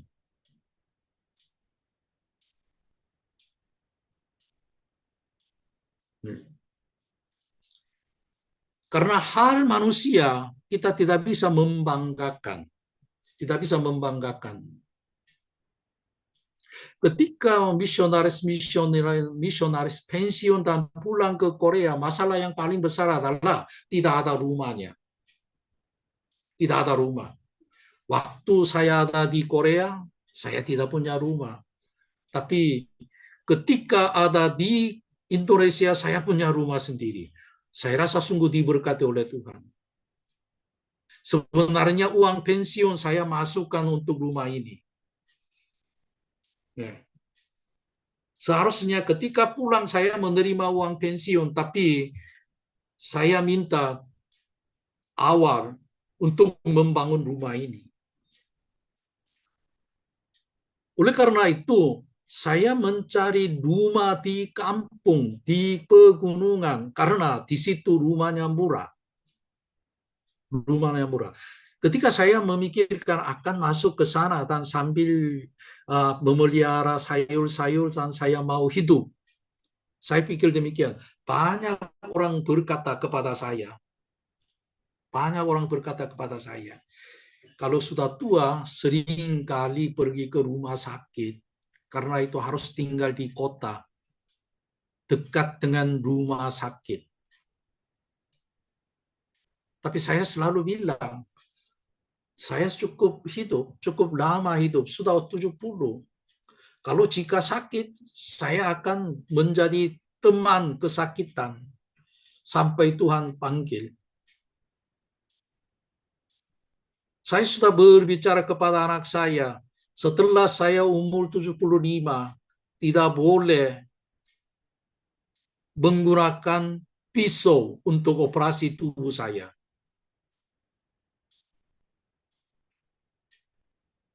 Saya sudah bilang kepada anak saya, kalau sakit, saya terima. Kalau sakit, saya mencari kehendak Tuhan. Apa maksud Tuhan? Pasti Tuhan tidak suka saya sakit. Walaupun begitu Tuhan izin saya sakit, di sini ada maksud Tuhan dan di sini ada ajaran Tuhan. Kita tidak boleh kompromi dengan Allah. Kita tidak mementingkan sesuatu di hadapan Allah. Karena semuanya itu dari Tuhan. Untuk mengerjakan tugas tertentu. Tapi manusia selalu mementingkan sesuatu. Walaupun membangun gereja, jangan membanggakan itu.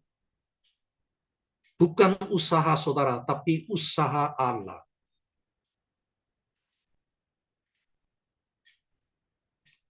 Ya. Mungkin saudara-saudara juga memberi persembahan untuk pembangunan. Tapi saya belum pernah pendeta yang menjual rumah dan seluruhnya serahkan untuk pembangunan. Mungkin saya sampai sekarang masih belum menemukan. Sebagian persembahan. Jangan menganggap dengan usaha saudara membangun gereja. Itu adalah hukum Tauratisme.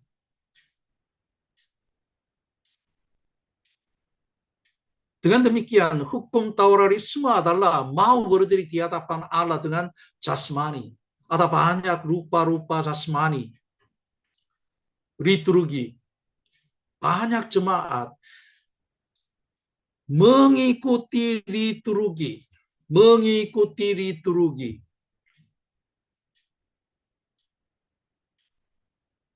Maksud saya, ketika ibadah mulai, mari kita satu sejenak. Pujian, doa pembukaan, sampai doa berkat.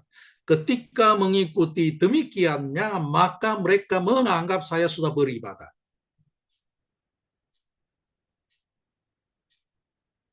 Karena saya setia memberi 1/10.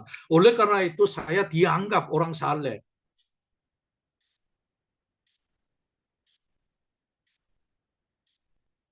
Saya sudah mengikuti STT. Oleh karena itu saya layak menjadi hamba Tuhan. Itu juga hukum Tauratisme. Bersandar pada teologi. Bersandar pada 1/10. Bersandar pada pelayanan.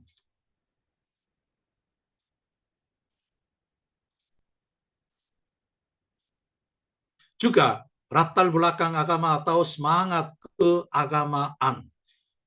Saya membaca Alkitab 100 kali. Tidak boleh membanggakan dirinya sendiri. Saya pernah berdoa, puasa dan berdoa selama 20 hari. Ini juga tidak akan menjadi bahan kita. pengetahuan Alkitab juga sama. Mengetahui Alkitab itu tidak begitu penting. Bagaimana saya hidup sesuai dengan firman Tuhan. Karunia Roh Kudus dan lain-lain yang diberikan oleh anugerah Tuhan. Diberikan oleh anugerah Tuhan. Ada yang sehat, ada yang tidak sehat. Ada yang pintar, ada yang tidak pintar. Jika saudara-saudara membanggakan diri karena paham-paham demikian, itu adalah hukum Tauratisme.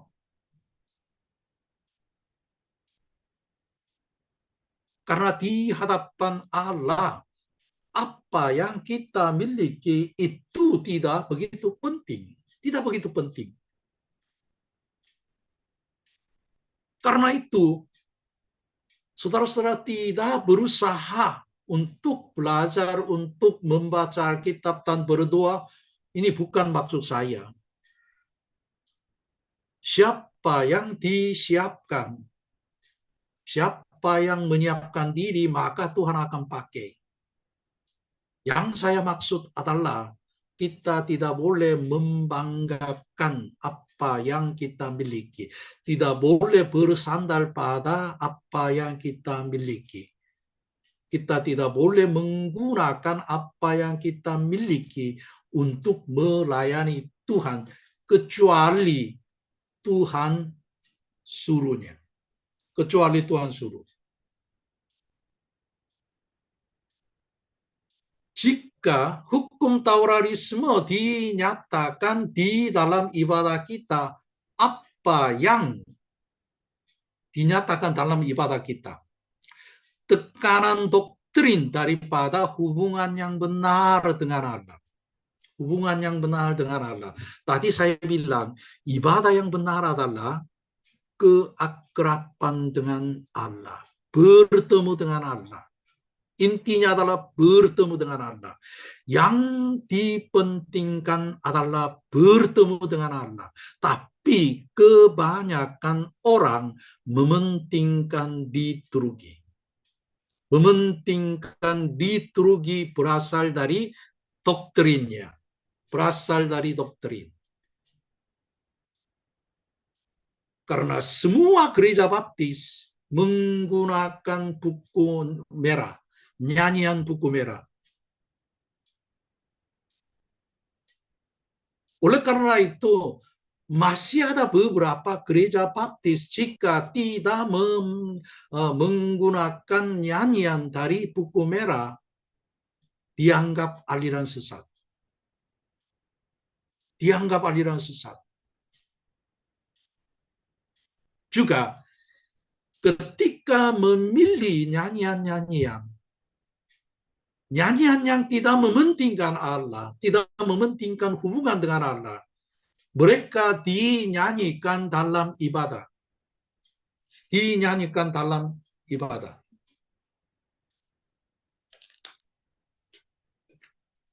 Apakah saudara-saudara mengerti tentang ini?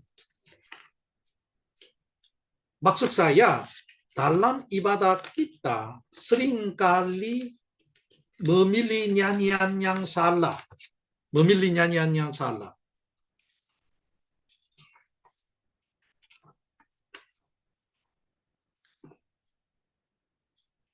Sungguh hidupku telah ditebus oleh kuasa darah yang kudus. Sekarang hidupku bukan milik lagi.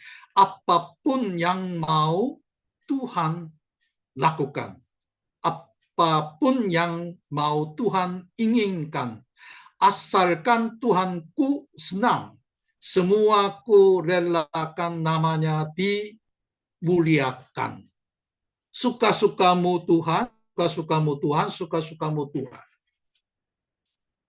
Tadi saya bilang, inti ibadah adalah bertemu dengan Allah. Apakah nyanyian ini diberikan kepada Tuhan?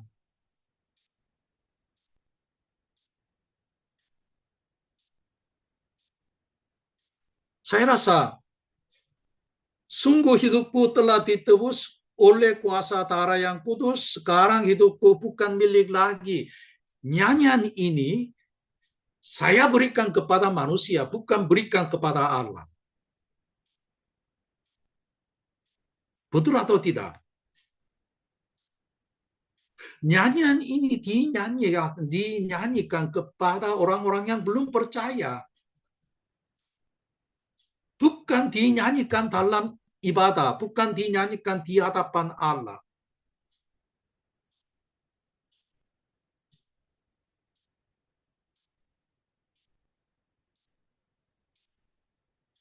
Suka-sukamu Tuhan, ketika saya melihat wajah jemaat, ketika saya melihat jemaat, bukan karena Tuhan mereka suka, tapi mereka suka karena nyanyian, karena tarian.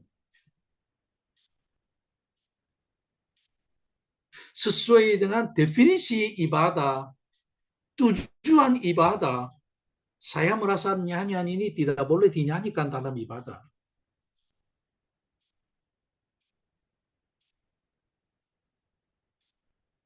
Untungnya adalah saya rasa hanya satu nyanyi ada di dalam ibadah ini. Ketika kita bersuka cita, pasti Tuhan juga merasa senang. Tapi kesedihannya adalah kalau nyanyian seperti ini harus dinyanyikan dari awal, bukan di tengah.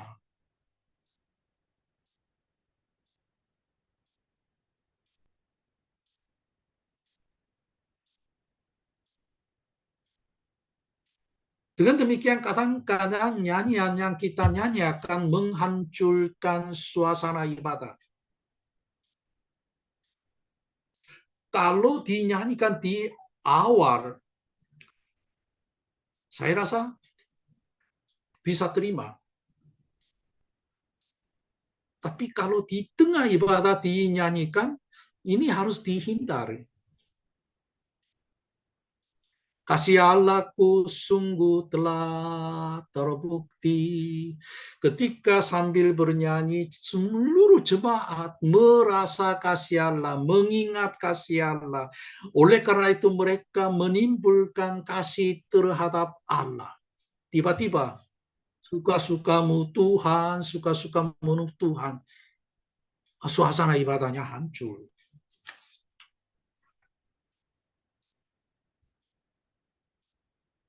Dengan demikian, lebih menekankan doktrin, lebih menekankan liturgi daripada hubungan yang benar dengan Allah. Hubungan yang benar dengan Allah. Hubungan yang benar dengan Allah adalah keakraban dengan Allah, menikmati kasih Allah, menikmati kuasa Allah, dan mengenal Allah, berfokus pada Allah. Ketika kehilangan keakraban dengan Allah, mereka mementingkan doktrin, mereka mementingkan liturgi, mereka mementingkan susunan ibadah.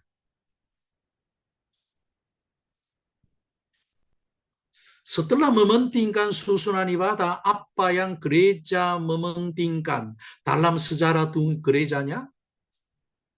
Mereka menghias mimbarnya. Mereka menghias mimbar. Saudara-saudara harus berpikir tentang ini. Kenapa kita menghiaskan mimbar?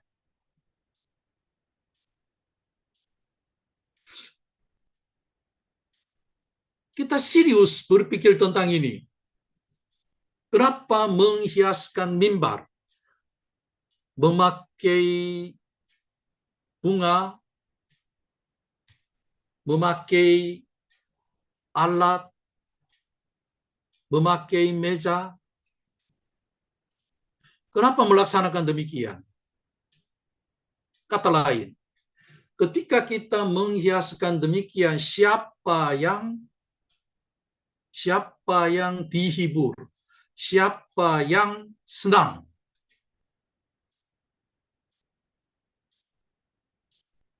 Apakah saudara-saudara merasa Allah senang?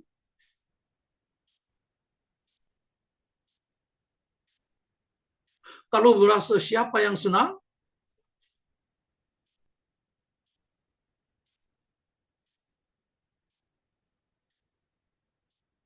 Itu adalah jemaat. Itu adalah jemaat. Jika jemaat memperhatikan bunga, maka mereka tidak memperhatikan Allah.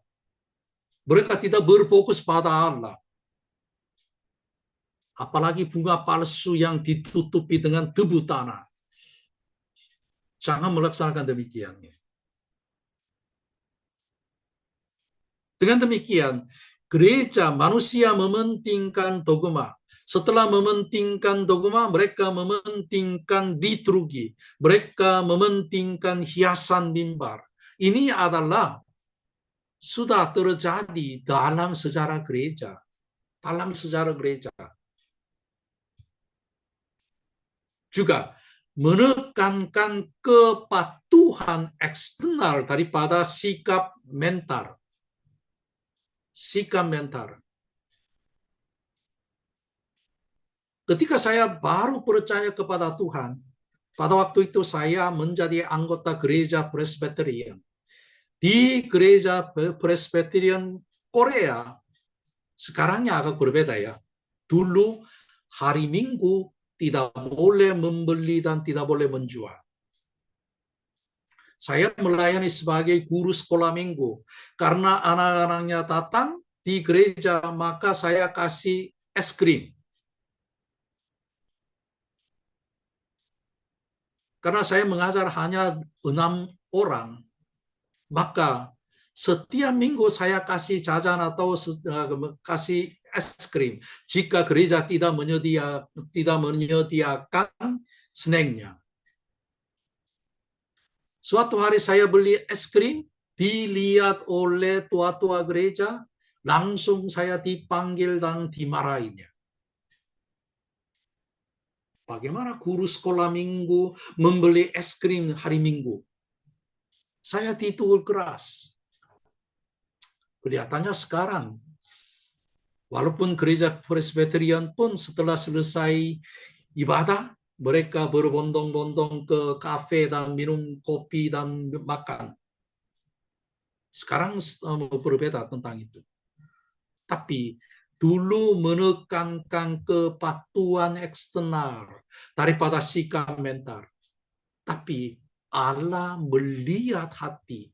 Allah tidak melihat luar, tapi melihat hati. Kita harus mementingkan hati.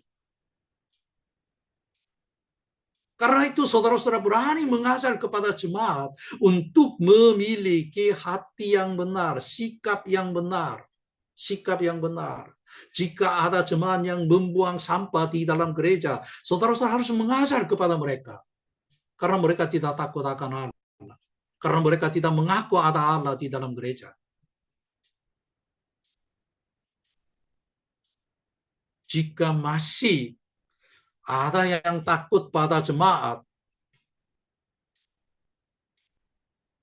ya, saya akan marah pada dia. Kita harus takut pada Allah, bukan takut pada manusia.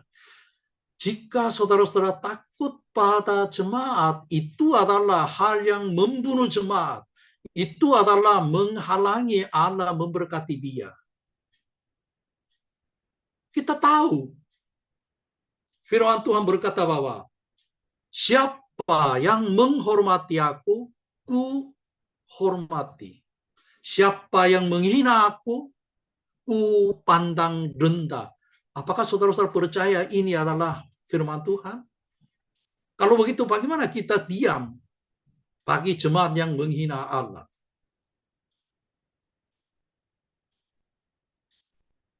Jika ada orang yang demikian, harus bilang aja. Harus mencari gereja HKBP atau GBKP. Jangan datang gereja di sini. Kenapa berani berkata demikian? Orang-orang yang ada, orang-orang seperti itu ada di dalam gereja, gereja saudara tidak akan bertumbuh. Dan orang-orang yang saleh tidak akan datang, walaupun mereka pindah di kota saudara. Tapi ketika kita mementingkan firman Tuhan, ketika kita menyatakan sikap yang benar, maka mereka juga akan mengikuti. Orang-orang yang memiliki sikap yang benar akan bergabung gereja saudara. Sehingga gereja saudara akan bertumbuh. Kalau ia pergi, sepertiga anggaran gereja akan hilang, jangan takut. Tuhan akan mengutus jemaat yang lebih kaya daripada dia.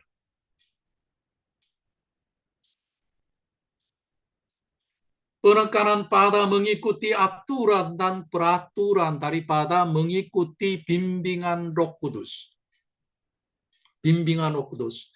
Mengikuti aturan, mengikuti susunan, mengikuti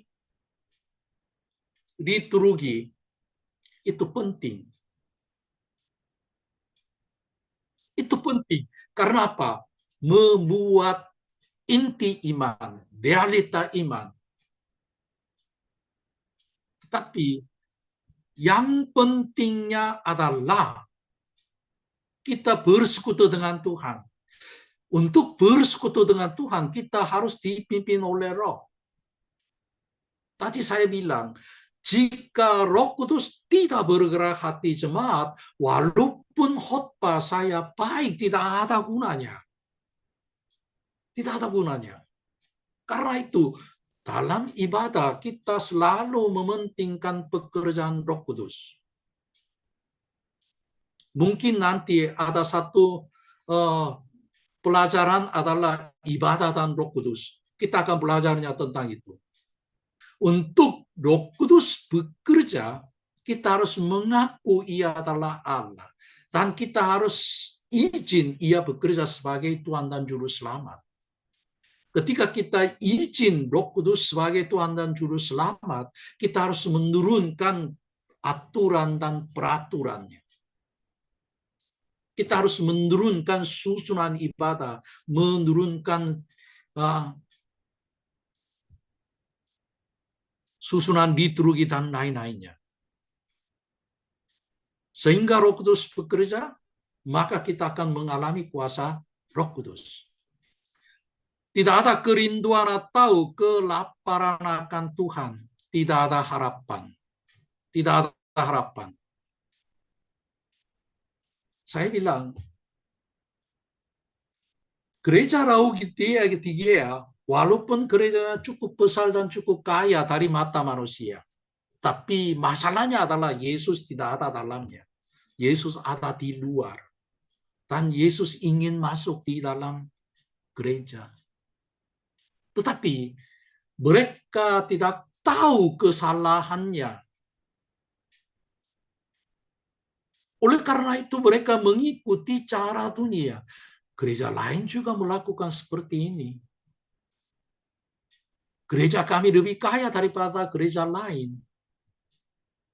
Sehingga masalahnya adalah tidak ada kerinduan dan kelaparan akan Tuhan. Karena tidak ada kerinduan, tidak ada kelaparan, otomatis tidak ada harapan. Tidak ada harapan. Setiap ibadah, umatnya bertemu dengan Allah. Umatnya mengalami Allah. Kira-kira berapa jemaat berpikir melalui ibadah apa yang Tuhan lakukan untuk saya? Apa yang Tuhan berbicara kepada saya? Apa yang Tuhan bekerja untuk jemaat saya? Apakah kita memiliki kerinduan demikian? Apakah kita memiliki harapan? Betapa enaknya Tuhan menjamah jemaat. Satu matanya sudah kabur. Satu matanya semakin kabur. Betapa enaknya Tuhan menjamah mata dia.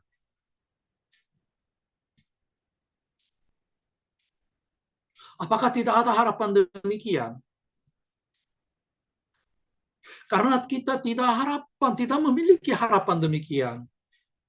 Oleh karena itu, kita tidak memiliki kehausan, tidak memiliki kelaparan. Karena tidak ada kerinduan, tidak ada kelaparan, maka kita tidak berdoa. Bukan.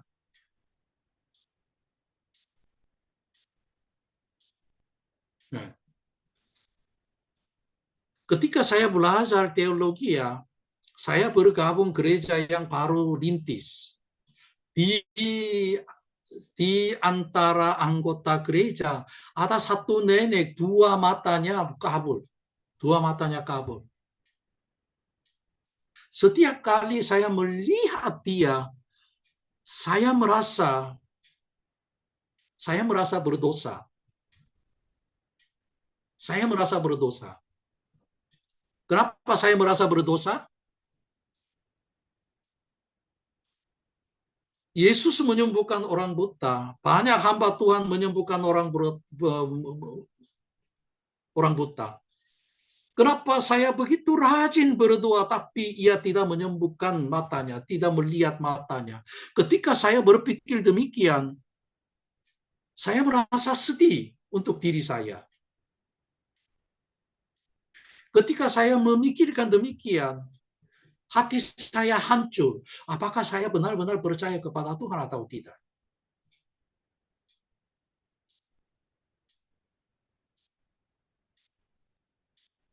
Ketika saya berpikir demikian, memang Tuhan menghibur saya. Tuhan menghibur saya. Tapi satu hal yang saya alami adalah ketika saya haus, ketika saya rindu, maka doa saya menjadi sungguh-sungguh. Ketika doa saya menjadi sungguh-sungguh, maka saya bisa mengalami kuasa Tuhan. Saya merasa hati Tuhan.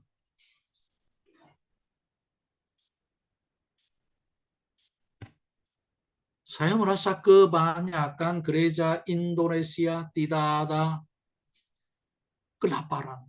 Tidak ada kelaparan.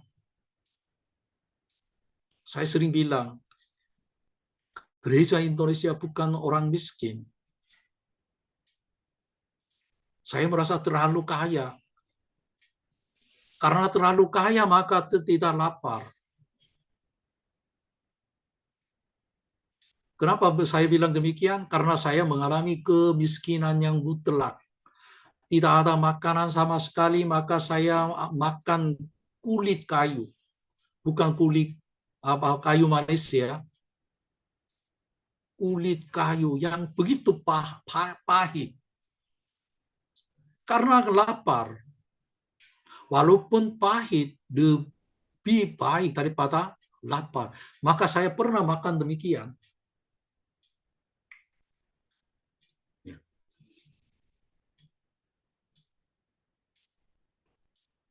Kita harus berpikir tentang ini.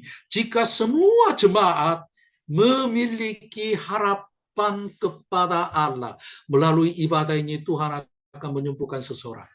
Melalui ibadah ini Tuhan akan menjamah hati jemaat. Sehingga ia akan bertobat dan ia akan kembali kepada Tuhan. Melalui ibadah ini Tuhan memperbaiki jemaat. Sehingga ia akan lepas dari roh jahat. Melalui ibadah hari ini Tuhan menjamah orang yang mabuk, narkoba. Jika setiap ibadah terjadi pekerjaan Tuhan demikian, betapa enaknya, betapa sukacitanya. Masalahnya adalah kita terlalu kenyang, tidak ada kelaparan. Ini masalahnya.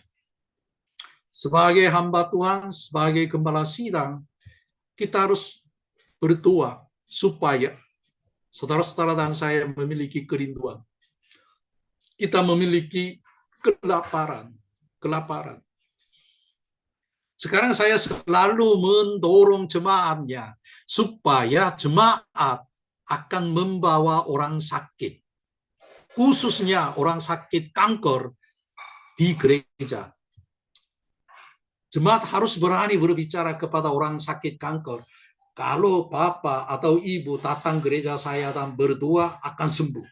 Walaupun dokternya angkat tangan, tapi Tuhan tidak angkat tangan. Datanglah gereja. Kalau jemaat melaksanakan demikian, pasti pendeta akan serius. Nah, jemaatnya bilang demikian, pendeta menumpang tangan dan mendoakan tidak sembuh. Pasti pendetanya merasa malu dan berpikir, aku lebih rajin berdoa. Aku lebih rajin mencari Tuhan. Kalau melaksanakan demikian, pasti gereja saudara akan bertumbuh.